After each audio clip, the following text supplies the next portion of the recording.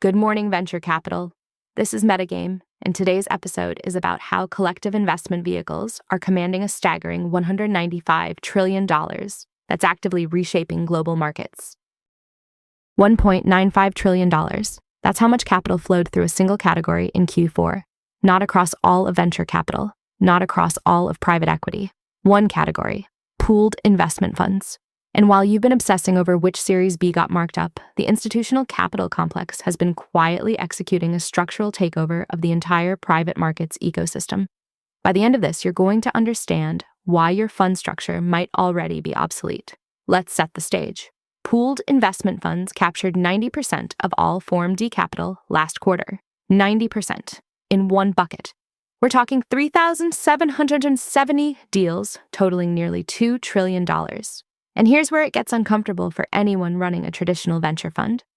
The VC subset within this universe, just 244 deals, $23.2 billion. That's 1.2% of the pooled investment total. For every dollar traditional VC funds raised, the broader pooled investment universe raised $84. I'll let that sink in for a moment. Now, you might be thinking these are just different asset classes, different mandates, apples and oranges. But here's what that comfortable framing misses. These vehicles are increasingly competing for the same growth stage deals you want. When Databricks raises $5 billion across multiple tranches, that capital isn't coming from venture funds scraping together syndicate allocations. It's coming from the same multi-strategy platforms filing those $20 billion vehicles. Let me walk you through the numbers that should keep you up at night. Renaissance Technologies filed 3 vehicles in Q4, Medallion Fund at $26.3 billion, Institutional Equities Fund at $28.2 billion, Institutional Diversified Alpha at $18.8 billion. That's $73 billion from a single manager in one quarter. The entire traditional VC fund category filed $23 billion. Renaissance alone filed 3 times that. D. Shaw stacked similar filings. Composite International at $21.7 billion, Oculus International at $15.2 billion, Composite Fund at $12 billion, another $49 billion from one platform.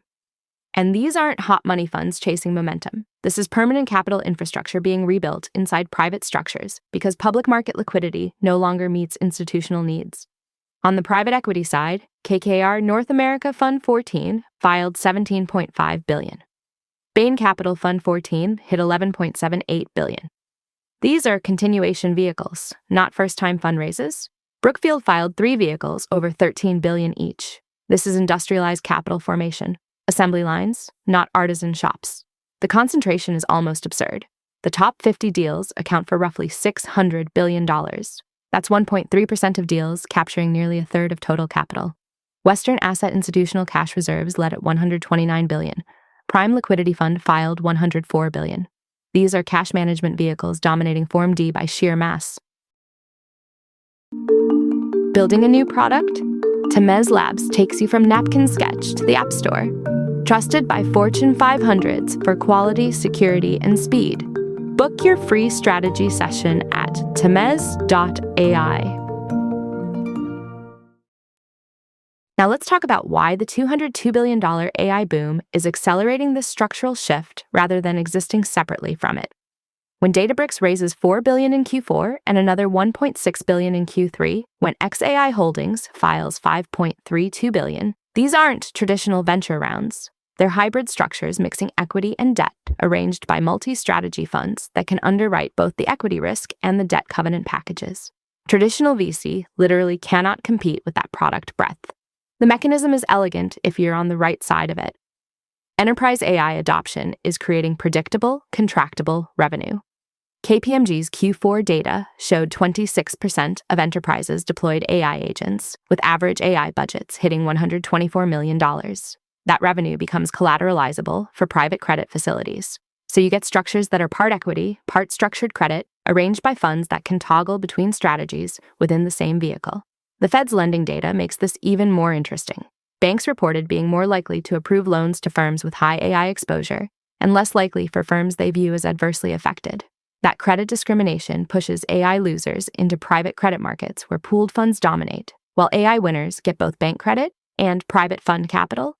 It's a barbell where pooled vehicles capture both ends, and your traditional VC fund, stuck in the middle, competing for Series B rounds that increasingly get swooped by crossover funds, filing as pooled vehicles. Here's what nobody wants to say out loud. The structural flexibility of these mega platforms is why they captured 90% of Q4 capital, while traditional VC captured 1.2%. When ServiceNow files $389 million and Ripple raises $500 million via Form D, those aren't venture rounds. They're structured products mixing equity, debt, token warrants, and revenue participation rights. The AI boom's real winner isn't any single company. It's the multi-strategy fund complex that can finance every stage, structure, and risk profile simultaneously. Now, you might point to Blue Owl's challenges in February as evidence that these megastructures have their own fragility. They sold $1.4 billion in assets and permanently halted redemptions at one fund. Fair point. But instead of scaring capital away, it accelerated concentration into managers with fortress balance sheets. KKR hit $18 billion for its infrastructure fund by mid-December, targeting $20 billion. LPs are choosing scale and diversification over boutique specialization, so if you're running a $300 million VC fund, your LP pitch is now competing with this value proposition. Same team manages $200 billion across 8 strategies, with $50 billion in dry powder for follow-ons. How exactly do you win that conversation? The strategic question every VC needs to answer is whether you're a capital allocator or a service provider. If your edge is writing $10 million Series A checks and adding strategic value, you're competing in a shrinking niche. The companies that matter are increasingly accessing growth capital from pooled vehicles that write $500 million checks and add balance sheet optionality. The opportunity, and there is one, is to become the trusted sourcing layer for the pooled fund complex, capture economics through co-invest rights, carry participation in larger vehicles, or advisory relationships that leverage your domain expertise without requiring you to deploy $500 million checks yourself. Partner with the multi-strategy platforms rather than pretending you can compete with them. Oh, hey, friend. Do you like what you're hearing? Now you can have a ridiculously amazing podcast, too. Check out holler.studio to get yourself one today.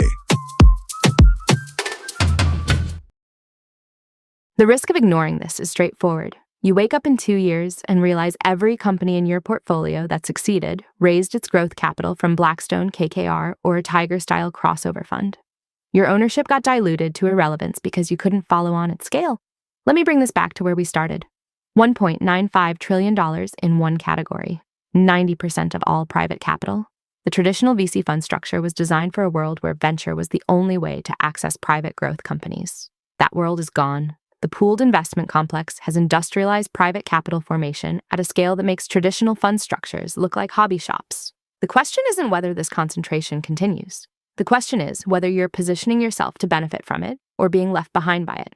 Renaissance filed more capital in one quarter than your entire asset class. That's not a data point. That's a structural reality. And the VCs who understand this aren't panicking. They're building relationships with the platforms that actually control capital deployment in 2026. The takeover already happened. The only question left is which side of it you're on. That's our Venture Capital podcast for today. If you learned something new, tap 5 stars and follow our show. Thank you for listening to Metagame.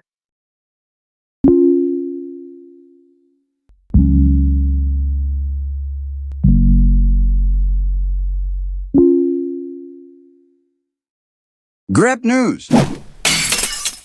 Thomas.